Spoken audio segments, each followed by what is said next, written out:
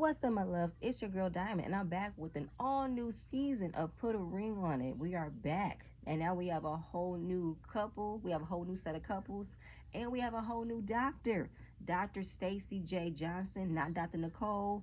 And it's the same thing. Will these couples put a ring on it, or would they move on their separate ways? Now we get to the background of the new doctor. She's a Southern girl from Memphis, Tennessee. She graduated from Spelman College. Her mother was married 5 times, her grandmother was married 3 times, and her father was married multiple times. Her mother passed away at the age of 56 when she was going through her 5th divorce. Wow. And she told Stacy on her deathbed that she wanted to show her and her brother what love looks like, that love is real. And that's what got her in the industry, being a relationship coach, to show that black love can make it. There is real love in the black community. So it's the same process. She might do things differently, but it will tie into the same question. Should you go your separate ways, or is it time to put a ring on it? Now we get to the first couple, Dunbar and Chance. They have been dating a little over a year. They met at a rooftop in Dallas. She did not know that he was a former athlete, but he was a great guy. Their first date was in the hospital. She had to have her appendix taken out. He turned into Superman mode. He carried her, saying that he was passionate and compassionate, patient, and supportive. And within a couple of months, they started to fall for each other. And he realized that he finally found the one. Now we get to what he wishes. He wishes what she would change about herself. If they were to get married, he wants her to be more submissive. Cook, clean, rub his feet. Make sure the clothes is washed, cook meals. But she's a dominant person. I feel like if you knew she had a dominant personality, what makes you think she's going to switch up into be Susie Homemaker when you guys get married? So Dunbar, and I'm calling him Dumbbell, is operating from a traditional caveman mindset of what a role a woman should be. But even her own grandmother said that Chance is not the domestic one. So he wants her to reach her potential to be great. And when I heard he wants her to reach her potential to be great, I said, what have you done? What about your potential to be great? Or you were already fixed? You're already healed and whole, where you've reached your potential. Now you want to groom and guide someone else to reach their potential, your potential for what she should be, right? Because that will mean washing your clothes, rubbing your feet, and being barefoot and pregnant. I don't like that. I got annoyed. And he said he's a lion, he's a king, the lioness do all the hunting. I'm like, huh? Like, I want my feet rubbed. What is with his feet? And she said, I like candles for you to come home, because he wants to come home to the smell of a house. She said, I like candles for you. I rub your feet. But he says when she wants to. So in hindsight, you want her to already be ready for you to rub your feet when you're ready. Because she has her way of giving you attention, and you have your way of when you want attention. So the doctor said, okay, I get it right here. You have your way of wanting attention. She has her way of giving you attention. And you guys have to come together, because if you want your needs met, are you meeting her needs as well? Because I just want to know, why isn't your needs are always the one that has to be met, and she doesn't get what she wants? And that's not going to be fair. It's not going to be a one-sided relationship. More going to come with them. Mark my words. We get Joya and Joshua. They've been dating for 2 years. She said it's been the most fabulous 2 years. He is smart, he's funny, he's charismatic, and they travel. They've been to Dubai, Mexico, Thailand. They have a really good life. But she's ready to have that life being married. She's ready to settle down, have children. He says that, maybe about 2 or 3 years, it'll be the right time to have a child. Now, we didn't get their ages. But she said, you're going to put me in my 40s at that point. So she's probably already in the middle of her 30s. And to have a child at 40, that's going to be too long, because he wants to still continue living the life that he's living. He doesn't have anything to be responsible for other than him and her. Be able to go where I want to go, however I want to go, how long I want to go, and I had nothing to slow me down, stop me. He wants to still live his life before having a child. So she gets emotional and says that her desire to have a baby is non-negotiable. And if I feel like you're not ready to go there with me and move forward and have a baby, then I don't think you're the right man for me. Ooh, child. If she had her way, she would want to start the baby making process within a year. He starts getting nervous because that's not a part of the plan. Now they're going to put a pin in that. Ricky and Catherine, they have known each other since 2012. They met at a tailgate party, but in that year, her grandmother got really sick. They thought about doing long distance. It didn't work. He wasn't ready. So fast forward to them being friends for 10 years. They just recently got back into dating seriously, and they've moved in together. And in the 2 years that they've moved in and been in a relationship, they want to get married. He has actually been married before, but he failed his first marriage, and now he's in fear of failing his second marriage. So I guess he's looking at the reality of marriage itself. How could you leave one marriage you fought so hard to have and you didn't want to lose, to let that be the end and to move on to another marriage? How do people move on like that? So considering that they have been friends for such a long time, they haven't had the relationship romantically in a while. The romantic compatibility in their relationship has been like died down. And she's questioned their compatibility because in his first marriage, there were infidelity, there were financial issues, and he pretty much put a block on not wanting to get married again. And he's saying no because of his past experience.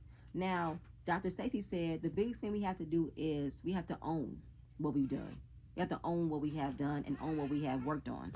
So, considering that he's already figured out what he has messed up in his first marriage, you cannot place the blame on her by not wanting to get married again. So hearing the couple stories, everybody has different expectations of what they want in a relationship. And of course, this process is about figuring that out. If you're meant to stay with that person you came here with, or should you open that door and start dating someone else? Now they started with the women, and the process starts right now. You will be going on dates with different men right now. Now it is a different process than it is the first time. Very different. Usually they give them a couple of days for them to build up to the process, but no, we're starting the process now. And that's what they signed up for. Expect the unexpected, okay? Now we get to Dunbar and Chance. She's getting ready to go on her date, but before she does that, she has to make sure he's eating something. I don't like this already. He said, "You got my food ready?"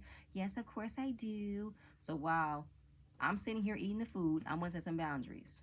I feel like we didn't have time to talk about our do's and don'ts with going on other dates with other people. Now, I didn't like this scene. This scene annoyed me because I felt like this was a conversation between a father and a daughter going on her first date. That's what it reminded me of. And she has let her guard down because she is exploring the option of maybe I should see if there's someone new. I should open up to that person. Now we meet her date. His name is Phil. He's 32. He's from New York. He's looking to find that one. And as soon as he opens the door, Dumbbell, opens it and he's automatically intimidated. One, because he's taller than him. Then he makes a comment about his shoes being trash and he says remove them. Then Dumbbell says that a man that is her age, they're not ready. They have to show these men what to expect. They have to train them and teach them.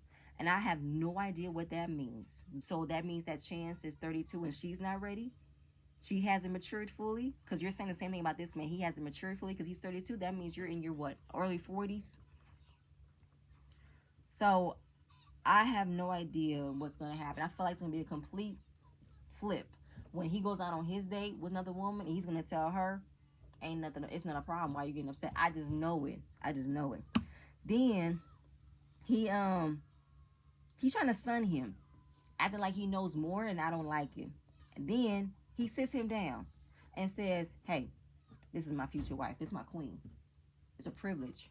You're going out with her, and I'm giving you the opportunity to enjoy my lady's company. You should be grateful." Then he's asking him all kind of questions.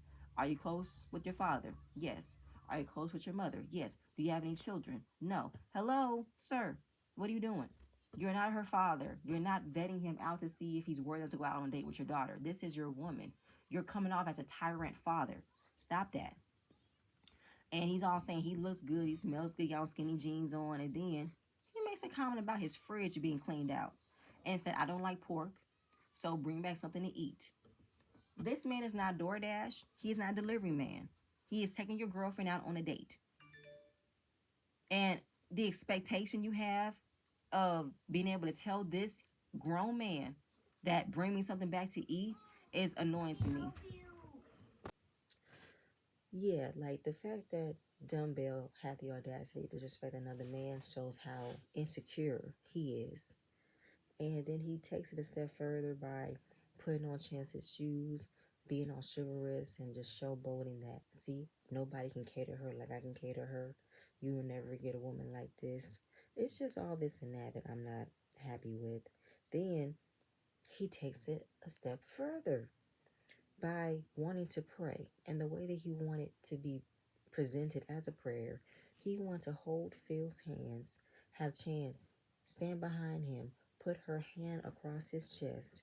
And in this prayer, he's pretty much saying, bless these hands that's going out with my woman, but knowing that I'm blessing this hand, I will also bless his ass. I said, we're not about to play with the Lord like that. And Phil said, I have never been threatened in prayer. And I'm like, it's starting already. This is how it always starts. The men lose their minds when their women are going out on a date with a man. They can't act right. Then it's completely flipped. When it's their turn, the women don't have the right to be upset. This is all part of the process that you signed up for, that you knew what was going to happen. You have watched previous seasons. Why do they always switch up and act differently as if this is not what was going to happen? It always happens. Like it always starts this way. More to come after that.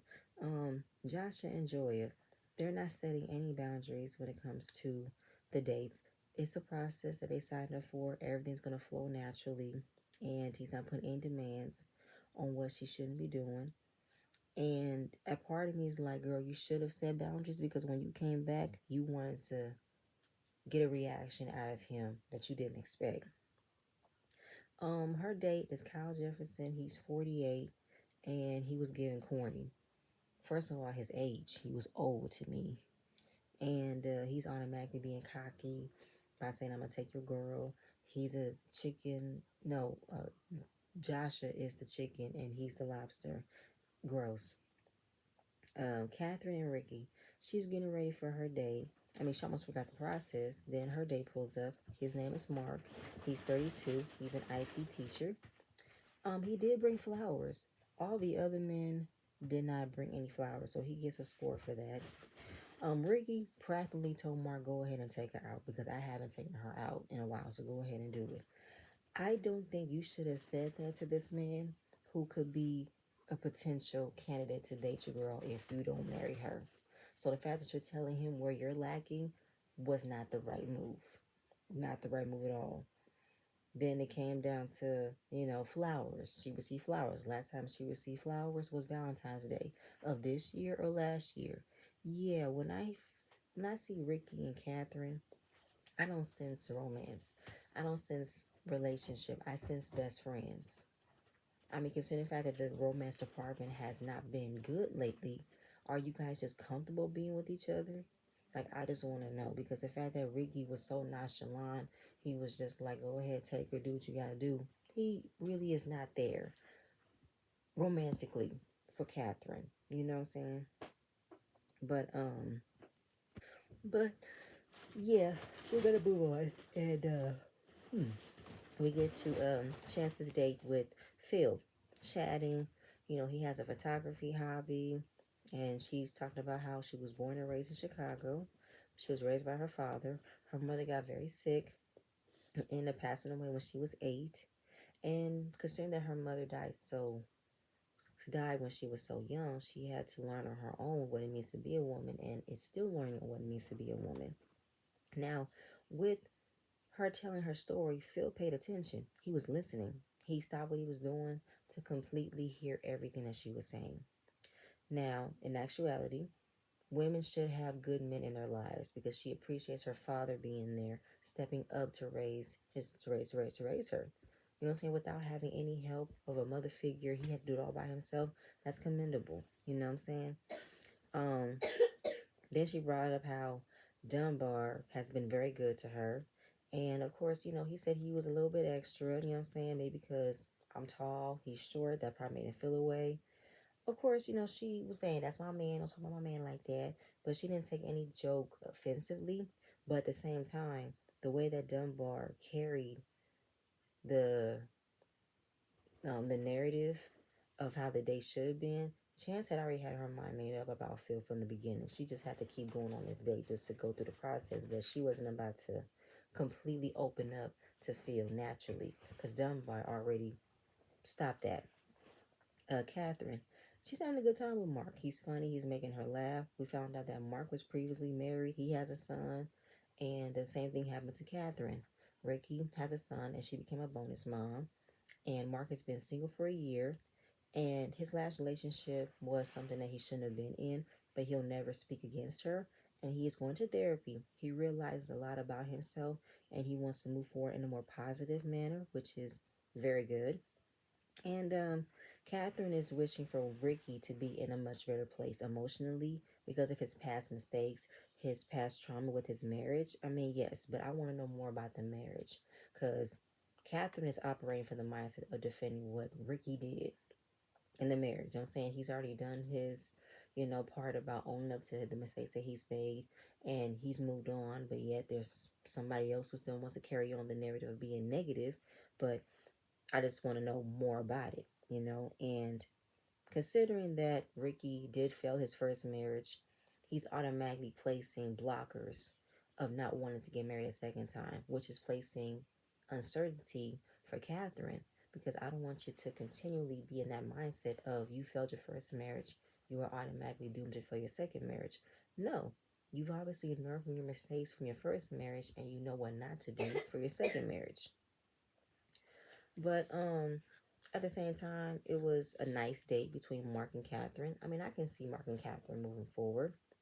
But this is just the first date. We cannot be sold on just the first date alone. Joya, on her first date with Kyle, he's doing too much. I mean, he's calling her his future wife. She's describing him funny, I guess.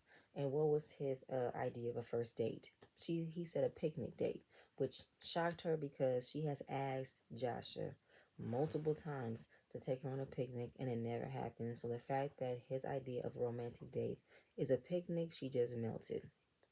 So then we get two children. He has one son, but technically he has four. One son he has biologically, but the mother ended up having more children. So those are his siblings, and he raised them as well because their father passed away. So the fact that he stepped in to raise other children that aren't his is commendable, is noble. There are a lot of men in this world, quite a few men in this world that would raise other people's children because they want them to have a stable father figure. That's commendable. Now, in the same breath of him opening up by having children, Joya has a son. She has an 11-year-old son. I was under the impression that she didn't have any children at all. You're giving your man a timeline to having a baby, but you've already had a child. So that means that you want another one. Your biological clock is ticking, and you feel like this relationship is probably more stable, more, I can't find the other word, but this is the right relationship for you to be in, and you want to move forward with having children and getting married. So I want her to be more clear about what it means for having the baby. Is it because you want to have another one before you get older, or do you want to have a family? Because the fact that you already have one son, and maybe that's where Josh's mindset is, I don't know. I'm just guessing and foreshadowing that he's probably okay with what y'all have right now. Your son is 11. He's practically a teenager, which means there's not much that he can do, but be there from time to time, give advice, but not to be his father completely because he probably has a father. So he's just loving life the way that it is easy for him. I'm just saying that's where my mindset went. But at the end of it all, she was happy about this day. Kyle was loving, intelligent. They were both at a space where they want to settle down. Then he kisses her hand, and that came after she wiped off crumbs off his mouth. I said, "Girl, all right, moving on." After the day, Chance is returning home. Now, at the same time, Chance is returning home. Dumbbell is looking at his watch and says she's still not home. Does she have a curfew, sir? What's your problem? The man is wondering when she'll get home. Then, when she gets home, at the doorway, he's giving her all types of sexy kisses in front of Phil. And I feel like you are having a dick swinging contest with Phil right now, and you're the only one competing because I felt like that was too much affection being shown in front of Phil. That was cringy. That was unnecessary. I didn't like it. I'm like, grow up, okay? Then Phil ended up bringing this man something to eat. I said, Phil, you must be a good man. I would not have brought this man back. Nothing. This man got all the ability in the world to order him some food. and you brought him some food back. Wow. Now, at the end of all that, he pretty much kicked Phil out, which was rude. And then him and Chance went and have sex. I was not here for that. I feel like that was not attractive. That was not sexy. That was not, oh my God. No, that was lame. Very lame. Joya, she's coming home after her date. She's happy. Time just flew right by. Then she told him about, you said not setting up boundaries. So I ended up, wiping food off of his mouth. He didn't take no offense to it, but of course, that's something you wouldn't normally do unless you're really feeling somebody. And then he kissed her hand and he said, oh, he's trying to be a gentleman. So, right now, okay, well, since that happened to you, if the mood is right and it's flowing naturally, I might kiss my day's hand. Now, Joy didn't like that. She said, well, you're not a single man. He was a single man. He kissed my hand. But I also had to say this, Joya, you are a woman in a relationship and you decide to wipe off crumbs off his mouth. That's still you crossing a line. But you said yourself, you and Joshua didn't create any boundaries, and I don't know why you felt the need to tell him about you wiping the crumb off this man's face. Why? Because I felt like you wanted to give a reaction. You wanted him to project or act jealous, and it didn't work. But then you end up getting upset if he went out on his date and he might have kissed another woman's hand, or he might end up kissing another woman's hand. And I'm like, see, it's already starting. Now, Joya is going to act as if it's okay for her to engage in certain activities for the process, but then look at Josh and say he is feeling this process a little bit too much. It always starts. It always starts. The woman is never going to completely trust her man because of she's afraid of what might happen, and another man can never really see that another man might be interested in his woman. It always happens. You guys are always doing it. It starts. So then we get to the mediation with Dr. Stacy. Chance talked about her day and that dumbbell acted a plain fool, which led to him threatening Phil in prayer. And Dr. Stacy pretty much read off of Dunbar coming off as a father. Now, Dumbbell ended up saying that he has a right to choose who she goes out with. She has a right. He has a right to choose who she can hang out with, as if she's not grown. But the way you're coming off as a father who is vetting other men as if they'll treat her right, if you can trust these men. That's not your daughter. That's your woman. And why are you saying you control who she can and can hang out with? You don't think that Chance has the gift of discernment? How she can reel out the ones she shouldn't be friends with? What are we talking about here? So Dr. Stacy asks Chance, how do you feel about being controlled? She doesn't think of it as controlling. Red flag. She felt like if you're coming to another man's house, you have to understand by his rules and you have to give respect. I understand all of that, but at the same time, while you should show respect when you're in someone else's home, that person who owns the home is needed to give respect to the person walking in. You don't have the right to disrespect me because I'm in your home. You don't. Just like I don't have the right to respect you in your home, you don't have the right to disrespect me. You know what I'm saying? And he doesn't have a say so in this situation. You guys signed up to be a part of this process, no matter how challenging, uncomfortable. You don't make demands. You don't create a narrative that takes away the actual experience of this process. Because I felt like he purposefully um to hide, but couldn't hide the fact that Dunbar ended it with the prayer and that he wanted some food. He told Phil to bring him back some food, which everybody was looking like, are you fucking kidding me? No, he didn't. And Phil brought the food back. Now, here we got another woman who doesn't see the controlling factor of her man. She said, he's not dominating me. He's not. But he wanted to control the narrative on how people should handle you or how they should be respectful of him. Because he had to sun him in front of everybody. And you said that Phil came off a little immature. That was based off of the narrative that Dunbar projected. Because right there is Phil, a grown man your age, allowing this older man to disrespect him. But considering that you didn't mind that Dunbar was disrespecting Phil, you was looking at what Phil gonna do. Because I think you know that about Dunbar already, but you want to see if he can take up, if he can, handle the challenge. But that's not what that was for. So you saw a man who couldn't defend himself. That was based off of what Dunbar has set up for you. Now, Catherine said, I felt like y'all couldn't, come into this process naturally. Dunbar couldn't let Phil be himself because he insulted him when he came in. You called his shoe, like, I swear to God. When it came down to Dunbar and Chance acting oblivious to what did Dunbar do to ruin the natural process of Chance going on this date, when he first walked into the door, you said his shoes were trash. You asked him a whole bunch of burning questions that I don't think you should have asked. Like, and then you told him to bring you back some food, and then you threatened him in a prayer. You did not allow for Phil to be his natural self because you automatically wanted to start a problem. And Joshua, he said, listen, you can still be a warrior, but still be peaceful. At the end of the day, treat people the way you want to be treated. They'll respect you if you give them respect. Like, you coming out the gate being disrespectful, that's how it happened.